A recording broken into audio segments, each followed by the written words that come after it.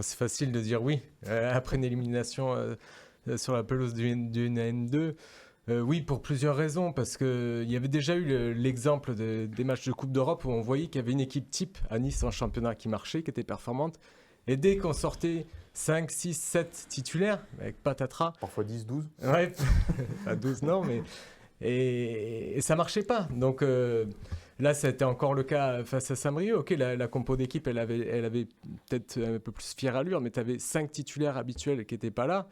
Et surtout Dante, la force de Nice ces dernières saisons, c'était la défense autour de Dante. Il n'y avait pas Boulka. Bon, ok, c'est le jeu de la Coupe de le faire sortir, mais là, il t'a manqué.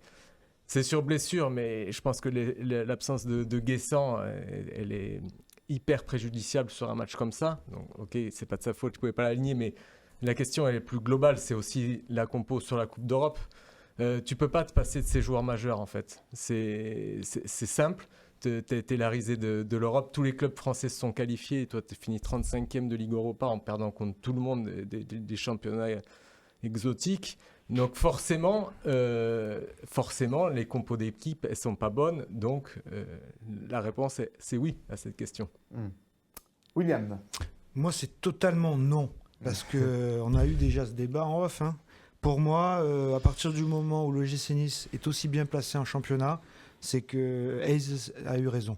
Voilà, il faut rappeler que l'effectif pendant la Coupe d'Europe n'était pas du tout celui qu'on a actuellement. Il fallait faire un choix.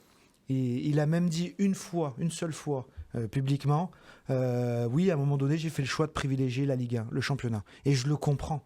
À un moment donné, les joueurs ne peuvent pas jouer 3 matchs en une semaine. Pas tous, du moins. Il y a des joueurs comme Boudaoui, qui a du gros coffre.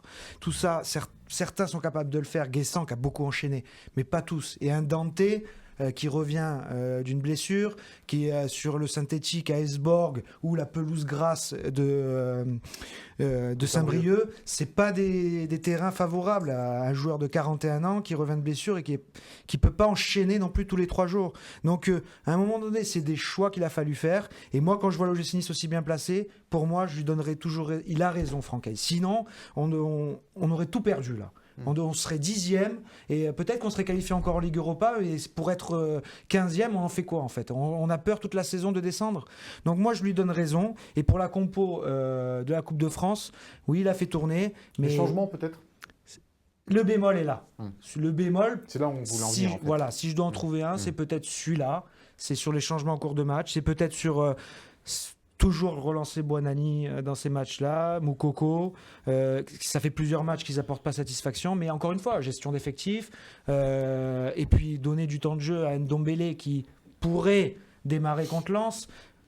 Voilà. Après, c'est facile en tous les cas. Voilà, et c'est facile de refaire le film quand on connaît le résultat, mais moi, voir Nice encore en course pour la Ligue des Champions, puisque c'est le top 4, eh ben, c'est la réussite de Franck Hayes, selon moi, vu l'effectif qu'il avait il y a quelques mois.